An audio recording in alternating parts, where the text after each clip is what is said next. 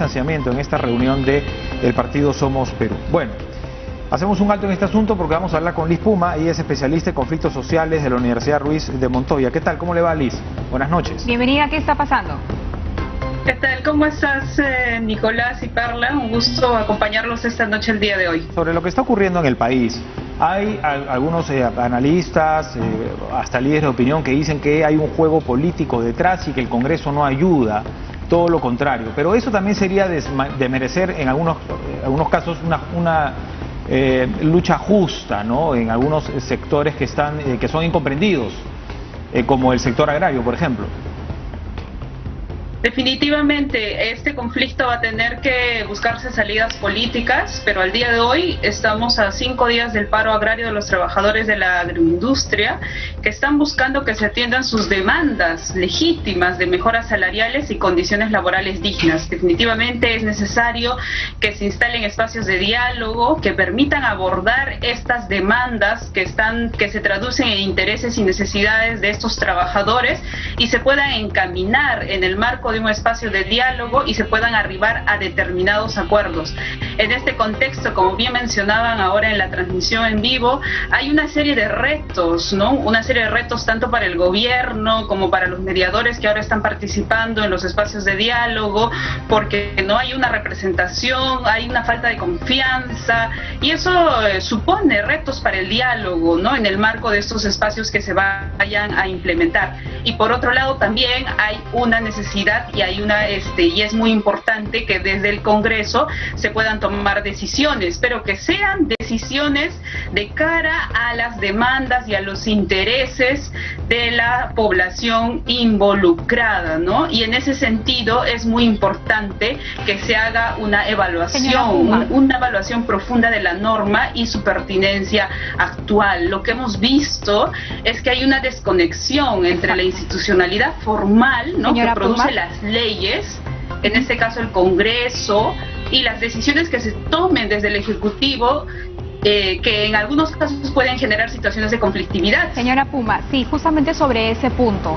¿Cómo nace un conflicto social? Refiriéndonos específicamente al tema agrario en nuestro país, ya había una posición del parte del Tribunal Constitucional que señalaba claramente que cuando se vencía esta ley debía revisarse porque no estaba siendo beneficiosa para el trabajador agrario, sí para las agroexportadoras con estos beneficios tributarios, pero que esto no se traducía, no llegaba al trabajador del día a día y tampoco se tradujo, por ejemplo, en mejoras para la ciudad de Ica.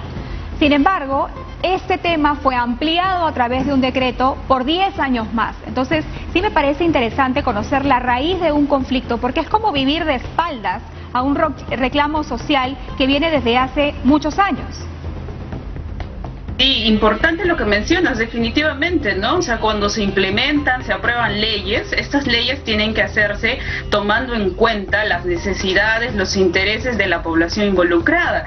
Y en este caso estamos hablando de una ley, la ley 27360 o ley de promoción agraria, que tiene más de 20 años y se planteó en un determinado contexto, tuvo unos determinados objetivos. ¿Y qué es lo que tenemos ahora en la actualidad?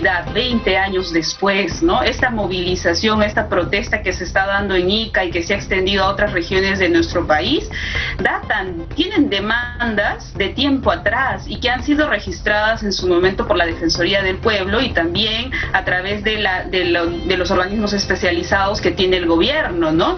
Porque esta es una problemática que subyace aún a esta protesta y viene de tiempo atrás.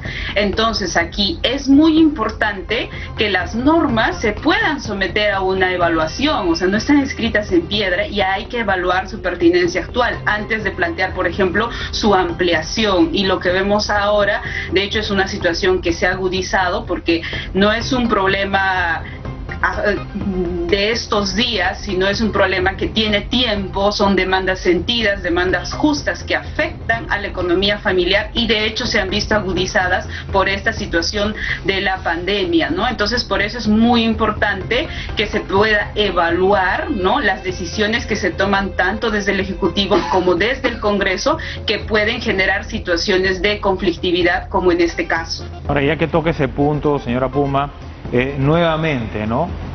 siglo XXI no notamos que hay unas grandes brechas y hay injusticias en ciertos sectores, como lo decía Perla, esto ya se veía venir. Sin embargo, se desmerece la protesta y se dice, qué casualidad, justo ahora. ¿O usted considera que tiene que ver con un desgobierno que se siente, habiendo caído 3 gobiernos en solamente 4 años? ¿Esto también repercute, considera usted?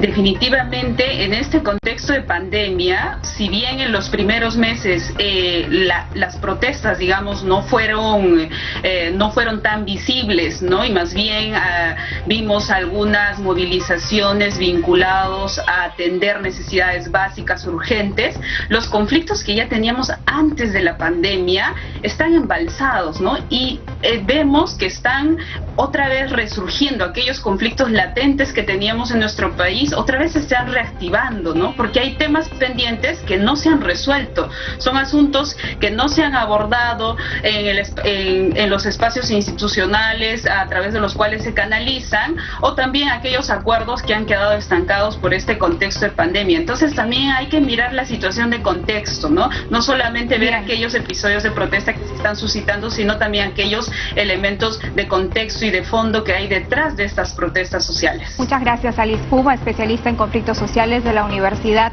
Ruiz de Montoya. Recordar